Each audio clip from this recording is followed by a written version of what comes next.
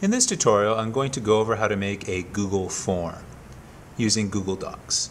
And I'm a big fan of using Google Forms in the classroom. I use them to survey kids at the beginning of the semester, at the end of the semester, even throughout the semester when we're evaluating each other's work. They'll answer through a survey. And it's great. You get quick feedback right away that you can share with students. And they're really easy to make. Once you're in Drive, you're going to click on Create, and we're going to go down to here to Form. Right? So when you click on Form, you'll get this window here. You can choose the name, so I'll name this form My First Form. I'll choose a fun background, maybe these fish sound fun. And we're going to get this window, kind of similar to Google Doc layout, a little bit different.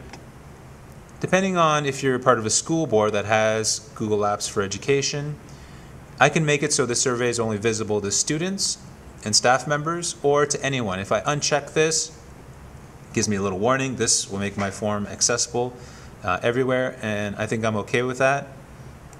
So now anyone can see it. If you want to just keep it within your school, you'd keep that checked. Okay, you can also collect their usernames automatically. So my first form, it's really easy to put in questions. Typically my first question is your name.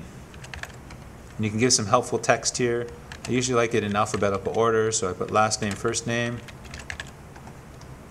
And for question type, I usually put in text for the first one. You have lots of different options here. Text will just give them a small space to put their name, which is all that is necessary. And down here, this is pretty important.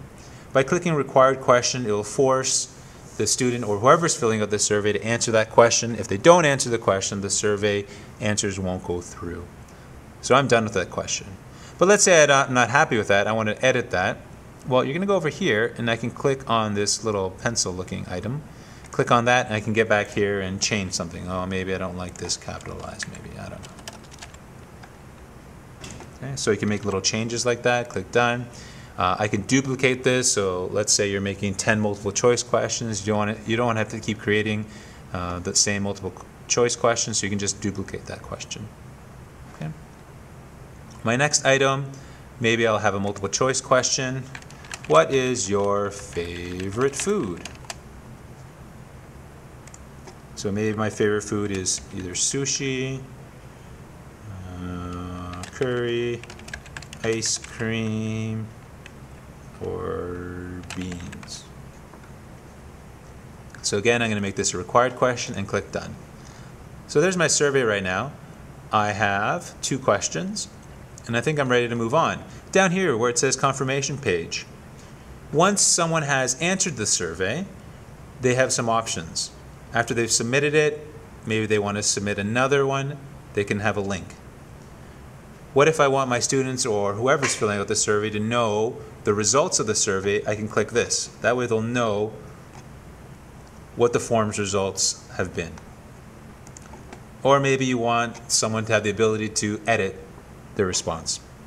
You could have this checked. Typically I'll have those unchecked, and then I'm going to click Send Form. Now, they give you the option here to share your Google survey or form on social media. Google, Facebook, or Twitter has the link, or you can embed it on a website, or you can add some email addresses right here. Okay. I'm just going to cancel those and just say I'm done. Next, you'll get this window. This one's very important because how Google Forms work is as the survey gets answered, Google is going to organize those answers in a Google spreadsheet. So kind of like an Excel spreadsheet, it's a Google spreadsheet. And typically I want to have a new spreadsheet so it doesn't confuse me with my form. So I'm going to name this My First Form Responses. So I'm going to put it in a new spreadsheet, and I'm going to click Create. So now my form's ready, and I want to see what it looks like. So you're going to go up here and click on View Live Form. And there it is, my first form. I can put in my name. I'll pick out my favorite food, which is sushi, and I'm going to click Submit.